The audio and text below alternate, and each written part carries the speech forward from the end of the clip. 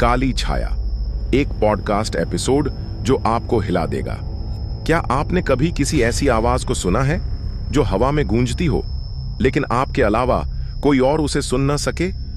क्या आपने कभी किसी छाया को देखा है जो आपकी परछाई से अलग हो और जो हर रोज आपके और करीब आती जाए? अगर नहीं, तो इस कहानी को अंत तक सुनिए, क्योंकि जो हुआ वो इंसान की सोच से परे है और इसका अंत एक चमत्कार से कम नहीं था। चलो कहानी शुरू होती है। मेरा नाम है आरव शर्मा। मैं एक साउंड इंजीनियर हूं, पॉडकास्ट्स और हॉरर सीरीज की रिकॉर्डिंग करता हूं। लेकिन मैं ये कहानी किसी और के लिए नहीं, अपने लिए रिकॉर्ड कर रहा हूं, क्योंकि मुझे नहीं पता मैं जिंदा रहूंगा या नहीं। सब कुछ शुरू हुआ पिछले साल, जब मैंने एक नया प्रोजेक्ट लिया, एक पुराने बंद पड़े हवेली में रियल हॉरर साउंड रिकॉर्डिंग करने का काम। जगह का नाम था रुद्र हवेली, जो 1960 के बाद से वीरान पड़ी थी। कहते हैं वहां कोई आत्मा बसती है, पर मेरे लिए वो सब सिर्फ कहानियां थीं। उस दिन तक मैंने अपने सारे माइक कमरे में फिट किए, स्पेशल साउंड सेंसर भी। लेकिन जैसे ही रात 12 बजे की घड़ी टिकी, एक अजीब सी सरसराहट रिकॉर्डर में आई। ऐसा लगा कोई धीरे धीरे सांस ले रहा हो। हेलो, कोई है वहां? मैंने पूछा। जवाब में सन्नाटा। लेकिन तभी आरव! मैं चौंक गया। किसी ने मेरा नाम लिया था, लेकिन कमरे में मैं अकेला था और माइक ने भी वो आवाज रिकॉर्ड की थी। अगली सुबह जब मैंने रिकॉर्डिंग चेक की, आवाज साफ थी, एक औरत की आवाज। आरव, मेरी मदद करो। कांपते हाथों से मैंने फाइल सेव की। क्या था वो कैसे मेरा नाम जानती थी? लेकिन असली डर तो अभी बाकी था, क्योंकि उस रात के बाद से वो आवाज मेरे पीछे लग गई। घर में, ऑफिस में, यहां तक कि जब मैं सो रहा होता था, मेरे कान में वो फुसफुसाहट गूंजती। काली छाया आ रही है। मेरा नाम आरव शर्मा है। मैं एक साउंड इंजीनियर हूं और मेरी जिंदगी का काम है पॉडकास्ट और ऑडियो प्रोजेक्ट्स के लिए आवाज रिकॉर्ड करना और एडिट करना।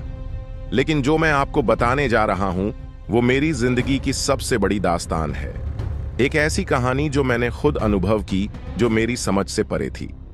यह सब शुरू हुआ पिछले साल, जब मैंने एक अनोखे प्रोजेक्ट पर काम करना शुरू किया। मेरा काम था एक पुराने सुनसान हवेली में जाकर वहां की आवाजों को रिकॉर्ड करना। नाम था उस जगह का रुद्र हवेली। यह हवेली किसी जमाने में एक बड़े जमींदार की थी, लेकिन अब वो पूरी तरह वीरान थी। वहां के लोगों का मानना था कि हवेली में किसी काले साए की आत्मा बसती है। मैं ऐसी बातें कभी गंभीरता से नहीं लेता था।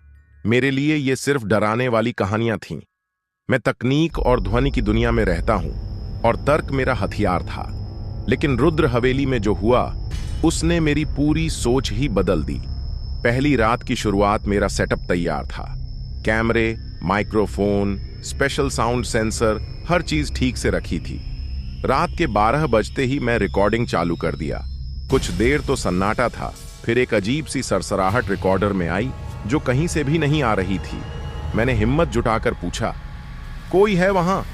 मुझे सुनो, मैं तुम्हारी मदद करना चाहता हूं। शांतिपूर्वक हवा बह रही थी, लेकिन अचानक से रिकॉर्डिंग में एक धीमी आवाज गूंजने लगी। आरव! मेरे सीने में धड़कन तेज हो गई। ये आवाज इतनी साफ और कड़क थी कि मेरा नाम सुनते ही मेरी रूह कांप गई। यह कैसे संभव है? मैं तो अकेला हूं यहां। मैंने अपने फोन की रोशनी तेज कर दी, हवेली के हर कोने को निहारना शुरू किया, पर वहां कुछ भी नहीं था। फिर भी आवाज लगातार मेरे कानों में गूंज रही थी। मदद करो, मुझे यहां से बाहर निकालो।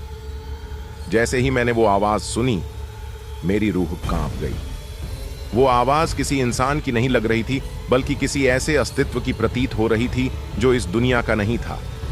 मैं अपने आप को संभालने की कोशिश कर रहा था, लेकिन हवेली की स्याही सी खामोशी और उस आवाज की गूंज मेरे दिल दिमाग पर हावी हो रही थी। मेरी रिकॉर्डिंग डिवाइस में लगातार वही आवाज आ रही थी, मदद करो, मुझे यहां से निकालो। मैंने उस आवाज का स्रोत खोजने की ठानी। हवेली के हर कमरे में गया, पर वहां सिर्फ धूल, जाले और पुरानी यादें थीं। अचानक मेरी नजर एक पुराने चित्र पर पड़ी, जो दीवार पर लटका था। एक महिला का चेहरा था, जिसमें आंखों में कुछ ऐसा था जो सीधे दिल को छू गया। उस चित्र के नीचे एक नाम लिखा था, राधिका देवी। मेरी रुचि जाग गई। मैंने अपने फोन से इंटरनेट पर उस नाम को सर्च किया। पता चला कि राधिका देवी इसी हवेली की आखिरी मालकिन थीं जो रहस्यमय तरीके से गायब हो गई थीं। कहा जाता था कि उनकी मौत कभी साबित नहीं हुई और कई लोगों का मानना था कि उनकी आत्मा हवेली में फंसी हुई है।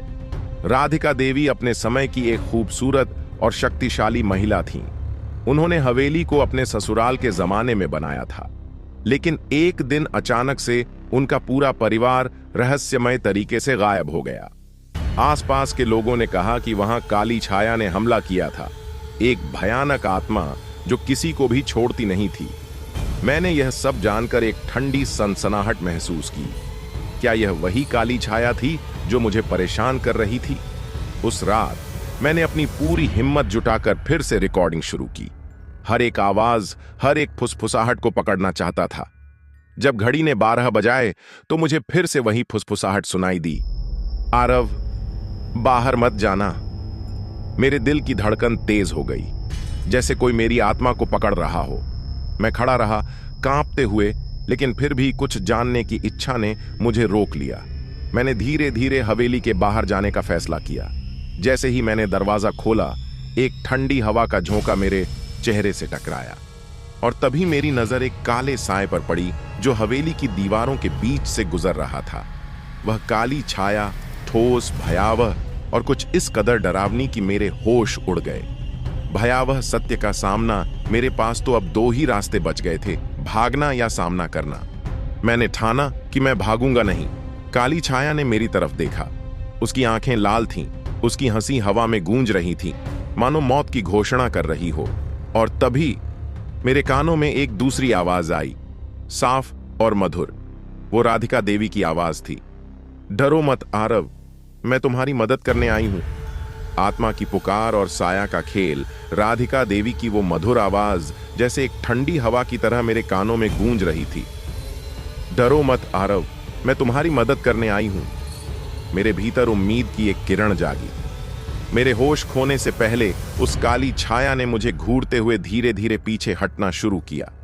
वह ठंडी हवा, वह डरावना साया और हवेली की दीवारों से टकराते हुए उसका रूप जैसे धुंध में खो गया।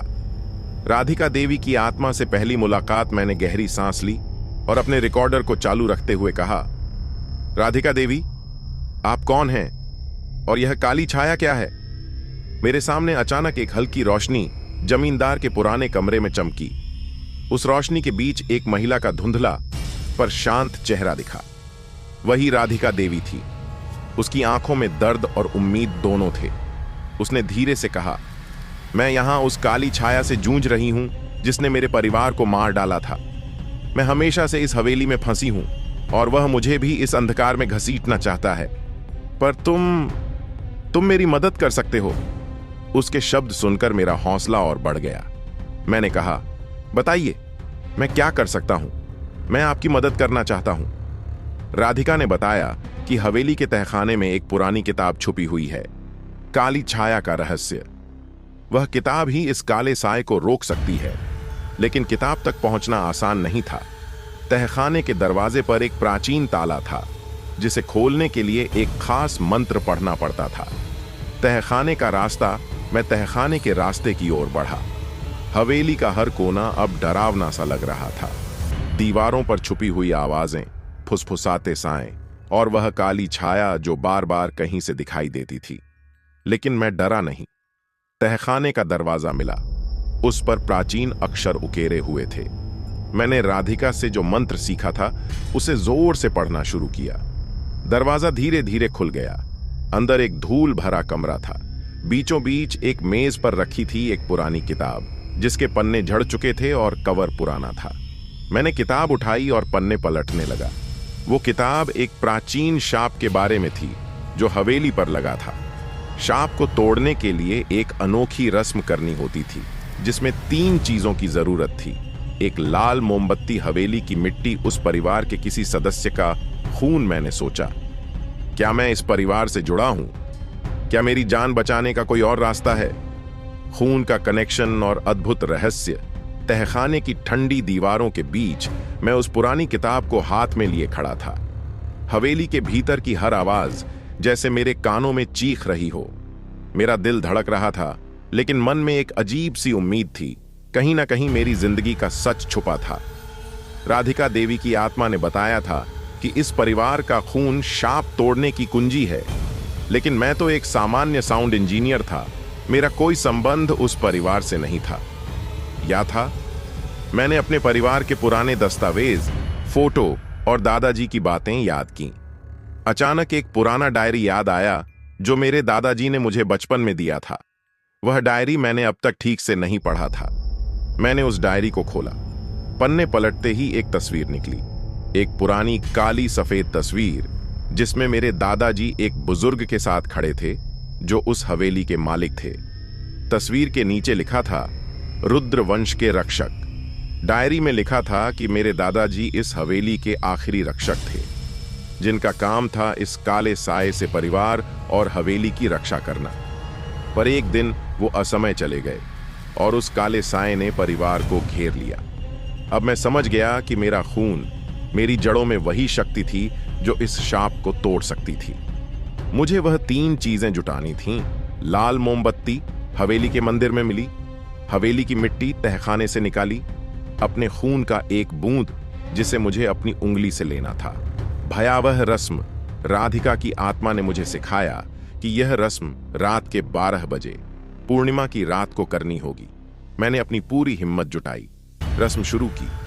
लाल मोमबत्ती जलाते हुए मैंने मंत्र पढ़ना शुरू किया। जैसे जैसे मंत्र आगे बढ़े, हवेली की दीवारें कांपने लगीं। काली छाया फिर से प्रकट हुई। उसने मेरी ओर लाल लाल आंखों से देखा। उसकी चीख हवेली में गूंज उठी, पर मैं डरा नहीं। अपनी उंगली से खून की एक बूंद मोमबत्ती में गिराई। चमत्कार जैसे ही खून मोमबत्ती में गिरा, एक तेज रोशनी निकली। हवेली में घना अंधेरा छंट गया। काली छाया चीखती हुई गायब हो गई। हवेली के सारे दरवाजे खुल गए।